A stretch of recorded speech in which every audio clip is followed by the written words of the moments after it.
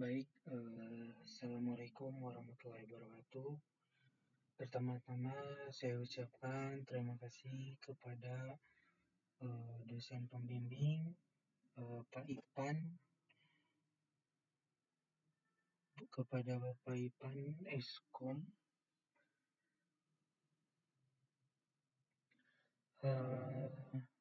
Perkenalkan, nama saya Dipi Muhammad Ramdhani. Di sini saya akan menjelaskan tentang aplikasi web yang saya buat. Pertama, kenapa saya buat ini? Karena untuk melengkapi sistem ERP di salah satu perusahaan, terutama perusahaan saya sendiri. Perusahaan itu belum memiliki sebuah aplikasi inventaris gitu. Nah, sekarang saya mencoba untuk melengkapi dari sistem ERP tersebut dengan web saya. Baik, untuk sistem inventaris ini berbasis web, ya, web native gitu ya.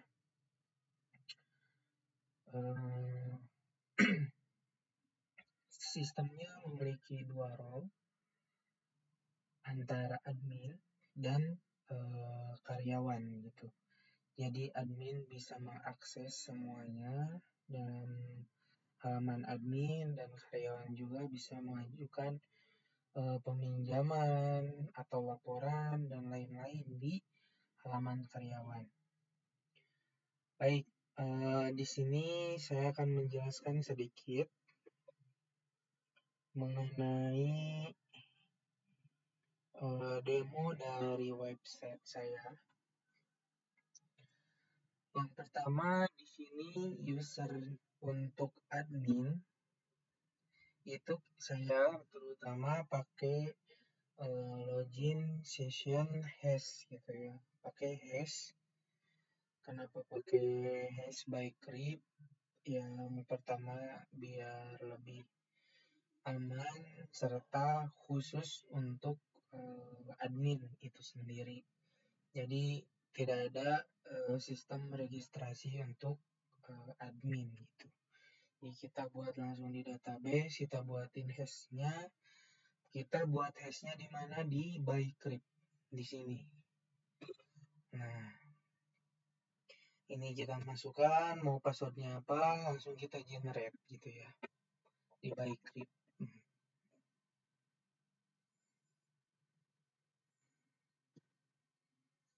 Baik. Nah, di Buycrypt itu kita mulai dulu demonya. Kita masukkan password 123. Kita masuk. Nah, di sini muncul halaman dashboard ya.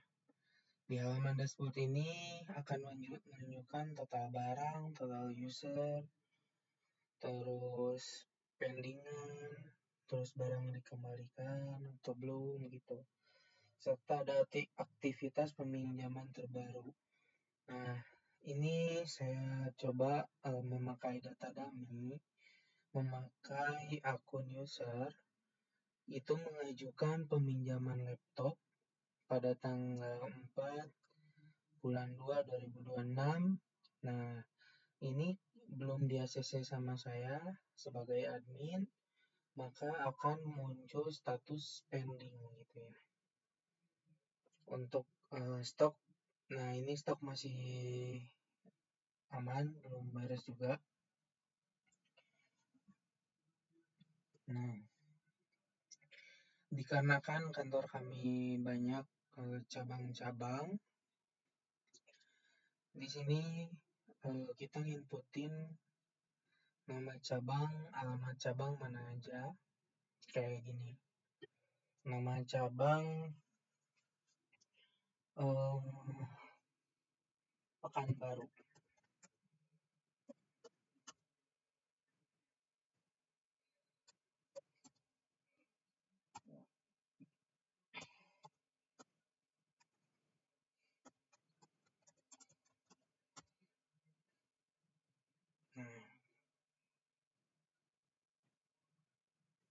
Nah, Saat disimpan, itu akan muncul nama cabang yang telah didaftarkan gitu ya. Untuk pengeditan bisa di sini, bila mana ada terjadi kesalahan. Misalkan kita mau rubah nih, jadi alamatnya ini, kita pakai ininya. Nah,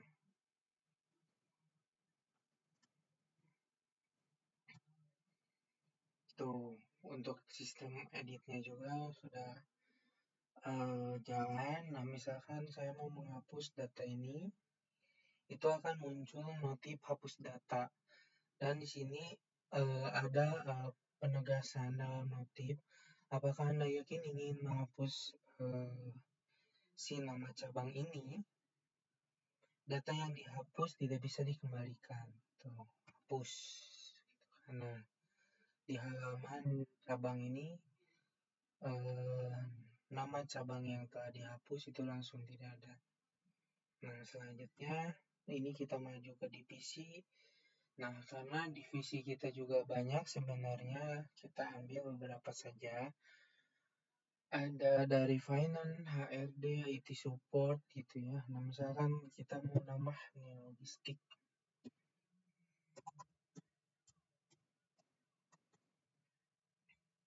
Kita simpan.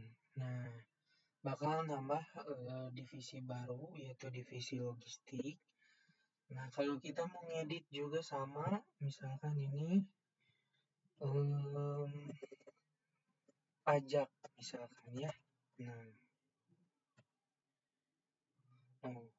ini bakal langsung diganti gitu, langsung diedit. Kalau misalkan mau dihapus juga sama gitu ya.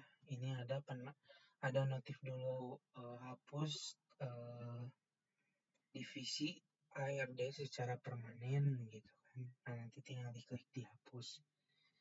Nah, selanjutnya ini ada halaman kategori. Halaman kategori ini untuk mengelompokkan kayak barang elektronik atau ATK gitu. Nah, kita coba tambah dulu.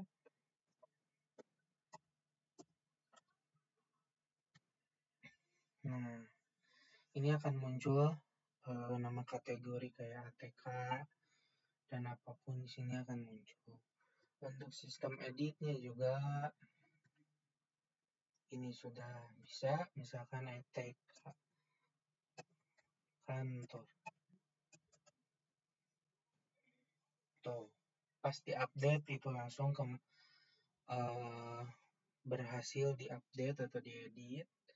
Untuk menghapus juga sama sistemnya, maka akan muncul notif hapus kategori data, nama dari kategorinya itu apa, akan dihapus secara permanen gitu, seperti itu. Ini kalau dihapus ya pasti terhapus gitu.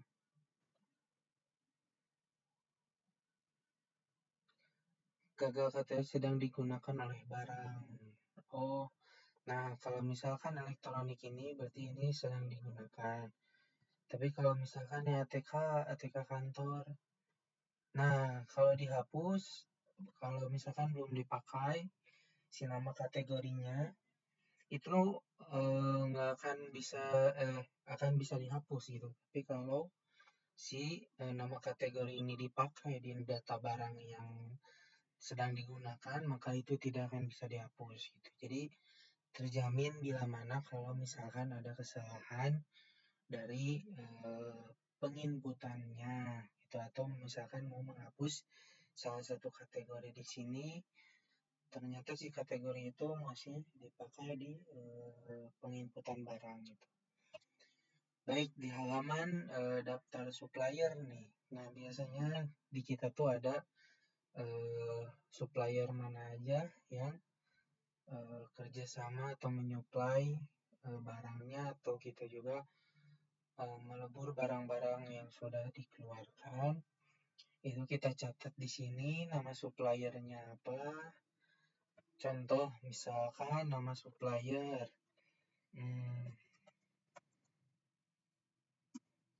kontaknya. Nah, kalau jadi kontaknya ada, nama suppliernya ada gitu ya. Nah, kalau misalkan mau ngedit gampang, misalkan ini jadi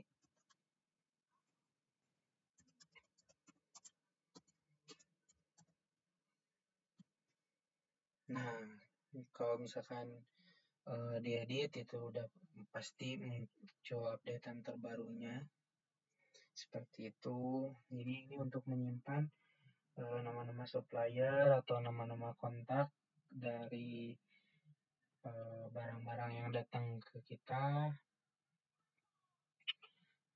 dan juga barang-barang yang kita mau lebur gitu ya. Setelah itu di sini masuk ke manajemen barang. Di manajemen barang itu ada item, kode dan nama, ada kategori yang tadi diinputkan di halaman kategori, serta ada barcode. Jadi kita gampang untuk men-scan dari kode ini gitu ya. Jumlah stok, status, dan aksi gitu kan. Nah, kita coba. Untuk kode barang ini saya buat otomatis supaya nggak ribet. Ini dibuat otomatis, kita buat nama barang misalkan Samsung ya. Kategorinya elektronik.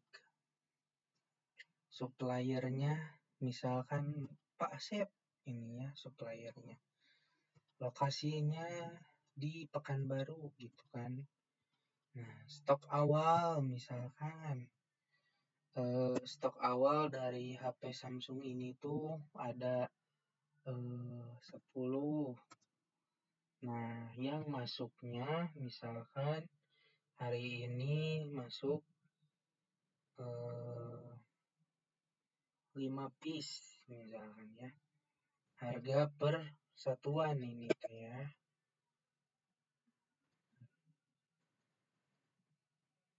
Spesifikasi misalkan Core i5. Misalkan Core i5 gitu ya. Statusnya tersedia. Nah, di sini juga kita bisa melampirkan foto untuk barang tersebut.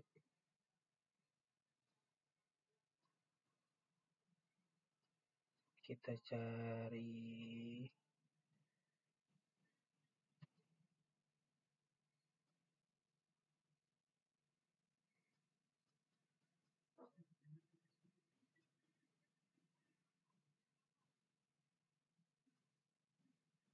ya, misalkan ini aja lah, samain aja ya. Nah, logo custom untuk input gambar, misalkan si gambar tampilan laptop yang kita upload itu apa, ini bisa dimasukkan di sini.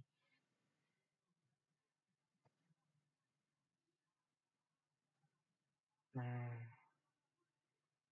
ini udah semua tersedia.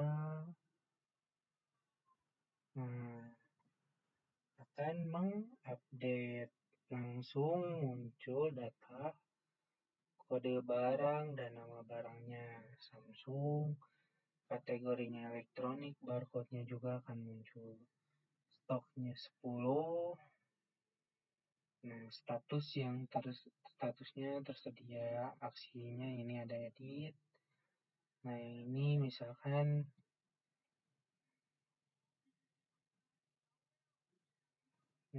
ini mau dihapus kan begini. Kita update. Nah, ini akan muncul yang terbaru. Lalu kita coba untuk hapus. Nah, berjalan gitu ya. Nah, kalau misalkan nih kita mau cetak, nah kita bisa langsung cetak untuk si data ini. Kita bisa pilih save as PDF atau apa gitu kan. Nah ini untuk page-nya custom. Nah ini untuk portrait atau landscape gitu kan. Tuh. Ini bisa menyesuaikan. Nah ini untuk color, black and white atau color, setting, paper size, page per sheet gitu. Kita tinggal print. Oke langsung. Nah lanjut ke peminjaman. Nah kan ini belum ada data barang yang dipinjam gitu kan ya.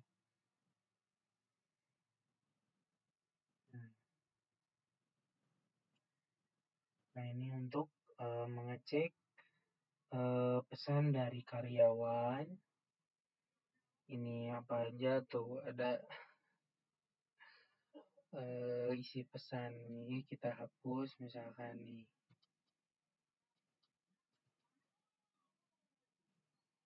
Nah ini untuk ini agak belum saya tuh, tapi pesan udah dihapus berhasil gitu. Pesan udah bisa dihapus, mungkin tadi agak delay. Nah ini untuk local hostnya saya pakai lokal yang server yang pribadi kantor gitu ya. Kita pakai keluar, log out, kita masuk ke user.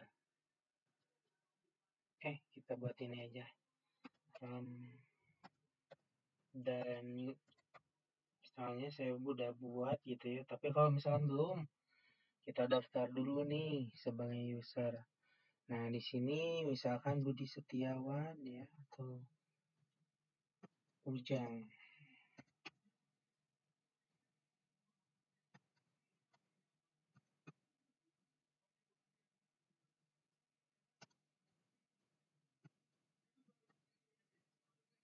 Passwordnya misalkan 1234566. Divisinya, nah di sini bisa kita milih divisi mana nih. Kita tuh ada divisi mana, misal di divisi pajak. Nah untuk cabang juga kita pilih cabang mana, Pekanbaru. Nah daftar akun. Sudah gitu kita masukkan username, kita masukkan password tadi. Salah.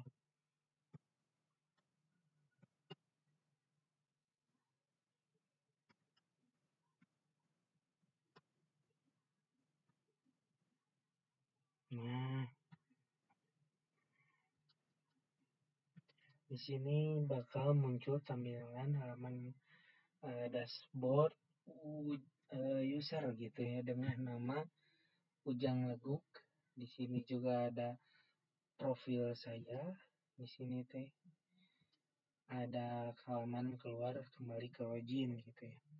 Di sini dashboard menampilkan barang yang sedang dipinjam, menu persetujuan, total riwayat. Kita coba untuk meminjam barang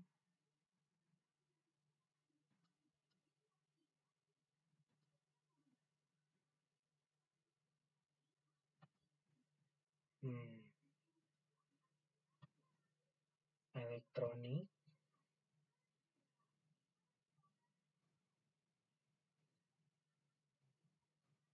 Kita coba riwayat peminjaman. Nah Samsung sedang pinjam, lalu kita coba nih buat chat.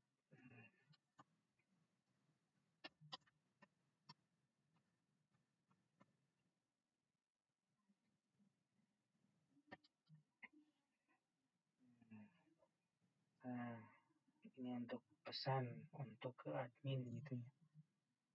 Kita cek.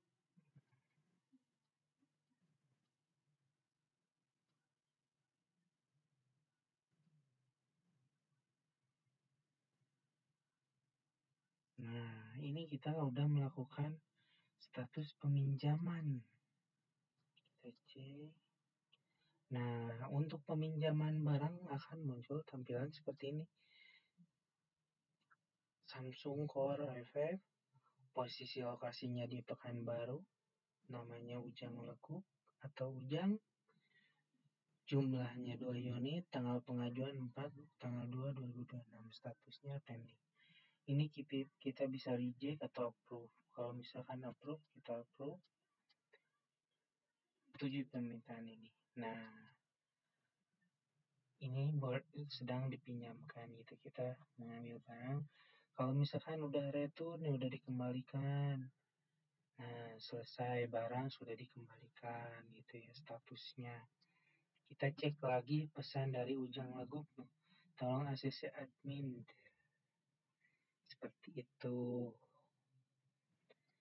Nah, selanjutnya kita cek dulu untuk lokal. Ini untuk tampilan database-nya. Admin barang masuk cabang divisi ketemunya pesan supaya bisa. Tuh,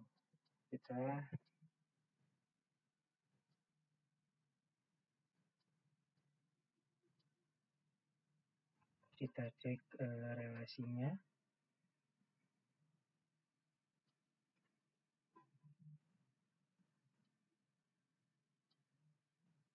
Nah, ini untuk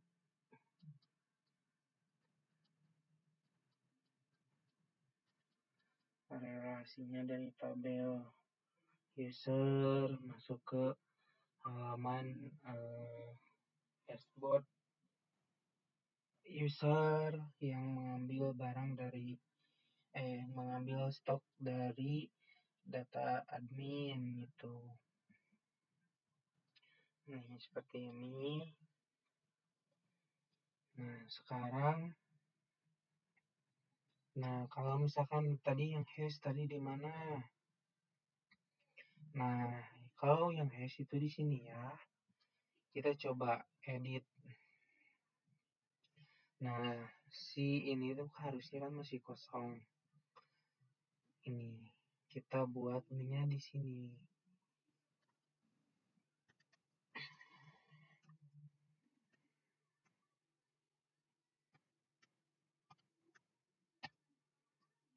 Langsung generate. Nah, akan muncul kayak gini. Kita copy hash, masukkan ke sini. Lalu go.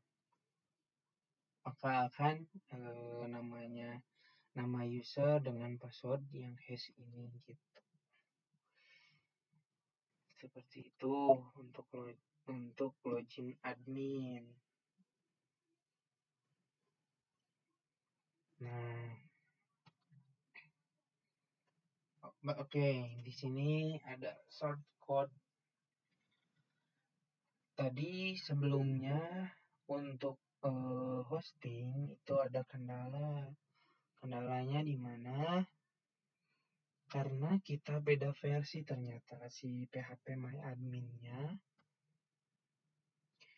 PHP-MyAdmin-nya tuh ada kendala, beda versi.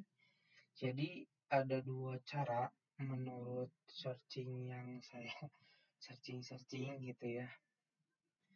Yang pertama, untuk memperbaiki dari error, kita harus install ulang PHP-MyAdmin sesuai script kita itu di PHP mana gitu, di versi berapa gitu. Jadi harus disesuaikan. Karena tadi ada error, tidak bisa, database tidak connect, padahal udah di hosting. Nggak bisa ngambil database itu, ternyata sih PHP-nya dengan script saya beda jauh. PHP yang saya buat, PHP-MyAdmin versinya 8 sekian, sedangkan script saya versinya yang cocok PHP-nya itu di versi 7. Makanya agak terkendala dari kemarin sebenarnya mau hosting tuh, cuman terkendala itu saya coba cari-cari, ternyata ya udahlah, saya cari ulang skripnya, ternyata skrip-skrip yang kayak gini tuh harus dibuat ulang gitu ya, harus diganti gitu biar si versinya tuh sama kayak di ebook, harus sama dengan versi dari PHP My Admin itu sendiri gitu, versi berapa gitu. Nah, baik, karena di sini nggak bisa menjelaskan semuanya, saya akan jelaskan sedikit mengenai login. Nah, login ini yang pertama itu memakai session, saya startnya tuh pakai session. Nah, keduanya jika sudah login maka akan dilemparkan ke indeks atau PHP luar untuk dicek role-nya, yaitu ke sini, indeks yang ini ya. Nah, setelah itu di sini tuh ada nah ini post hash-nya itu di sini. Ini untuk admin. Sengaja saya buat seperti ini supaya ya khusus buat admin aja. Developer yang harus membuatkan akun untuk setiap admin gitu.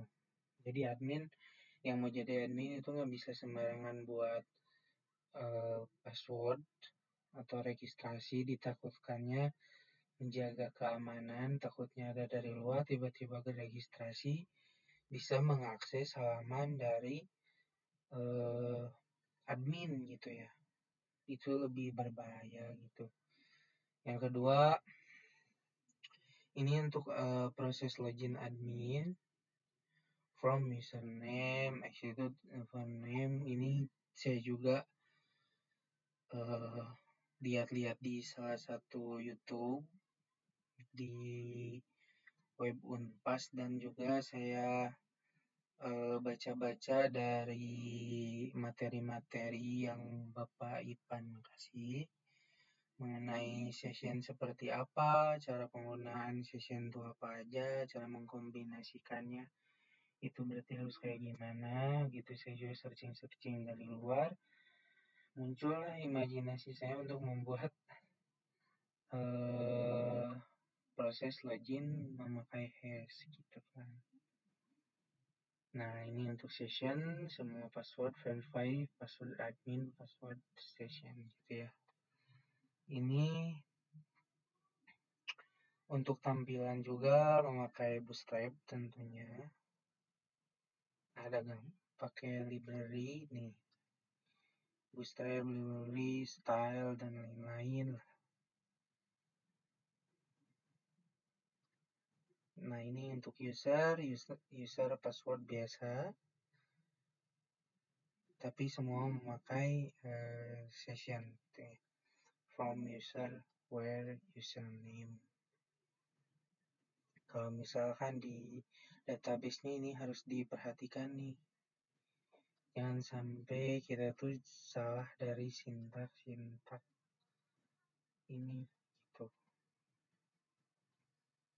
Nah, ini untuk login,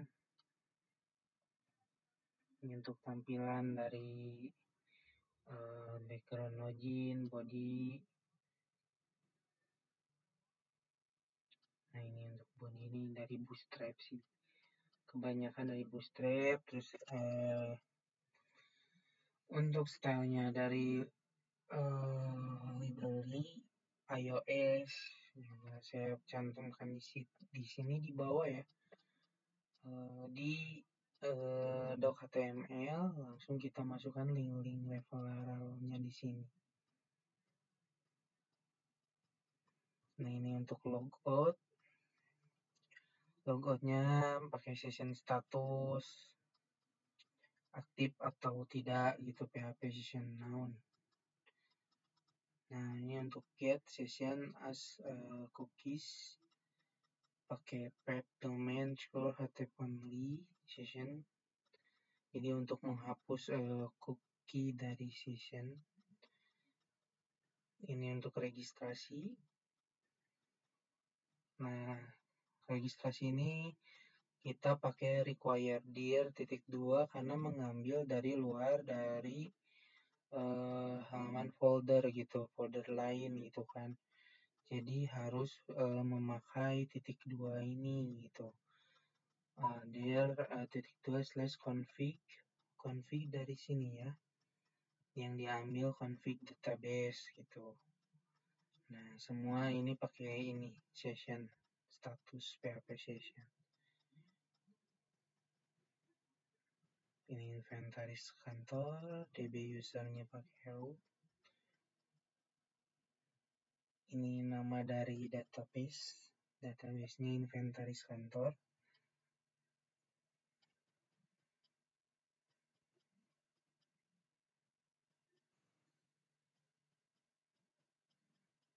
Nah, ini juga kan.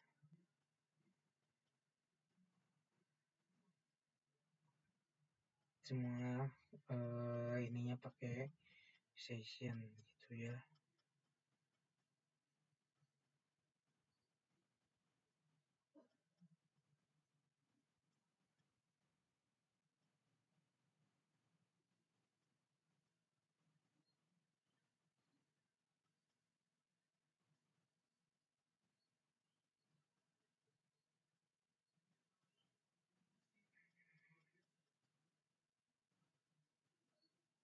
Kita tabel kayak gini ya. Di tabel peminjaman, ID user, seperti itu. Nah, ini untuk tampilan dari admin. Nah, tadi untuk memasukkan halaman tabel itu dimasukkan di sini juga gitu kan. Kayak login, ini peminjaman,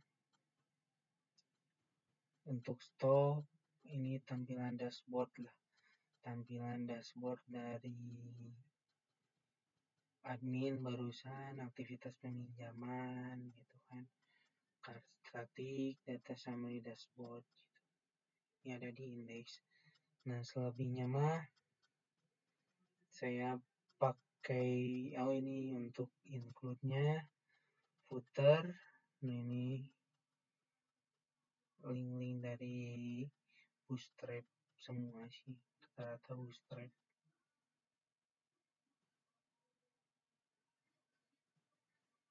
Untuk header, ini pengambilan dari folder-folder lain gitu kan. Di sini pakai Bootstrap, OSM, JFrog, Customize, CSS. Ini untuk library untuk barcode yang tadi gitu. Pakai library. Ini dipasang di sini juga. Jadi di sini dipasang.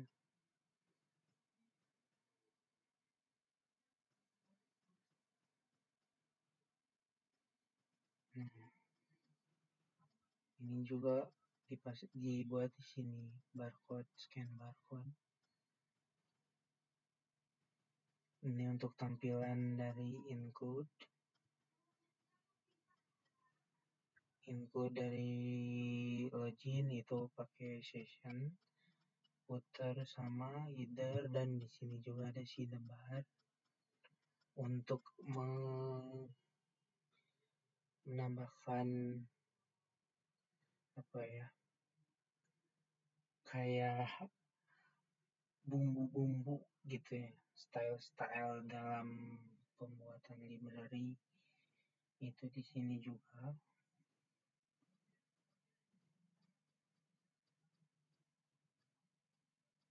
Nah, ini untuk asset, di sini ada CSS, style CSS. Nah, untuk dari warna, background, dan lain-lain, size di sini kita buatnya. Ini JS, upload, seperti itu. Dikarenakan cuman sedikit gitu ya inventaris kantor saya dari cabang barang masuk pesan user sama aja gitu kan. Ini untuk user.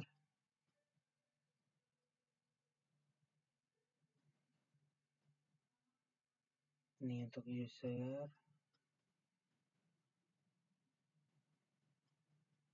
User sama aja sih. Tampilan yang penting sudah emang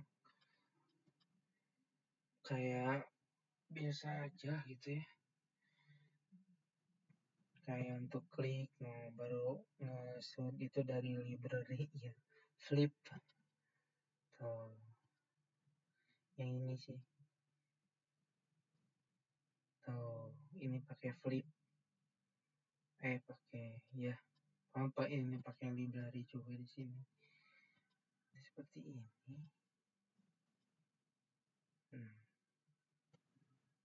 Kalau dijelaskan satu persatu nggak akan cukup 20 menit gitu. Baik ya, mungkin dari saya seperti itu, kurang lebihnya mohon maaf.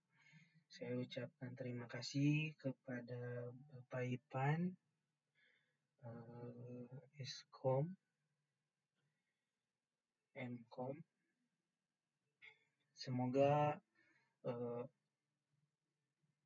pembelajaran yang Bapak kasih bermanfaat bagi kita semua untuk kedepannya dan sekarang, serta bagi Bapak sendiri menjadi pahala yang tidak terhingga, serta memberikan kebaikan yang banyak untuk Bapak sendiri.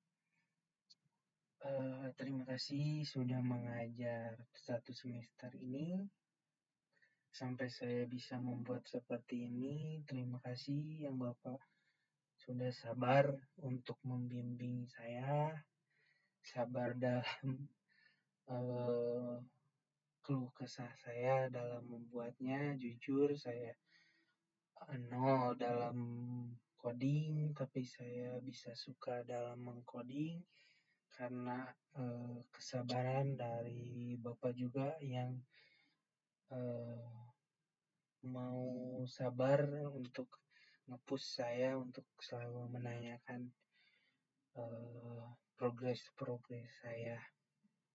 Dan terima kasih Bapak udah welcome untuk kapanpun saya menanyakan tentang codingan, Bapak mau terbuka. Saya cuma bisa mengucapkan terima kasih. Wabillahi taufiq wal hidayah. Wassalamualaikum warahmatullahi wabarakatuh. Semoga kita bisa bertemu kembali, Bapak. Assalamualaikum.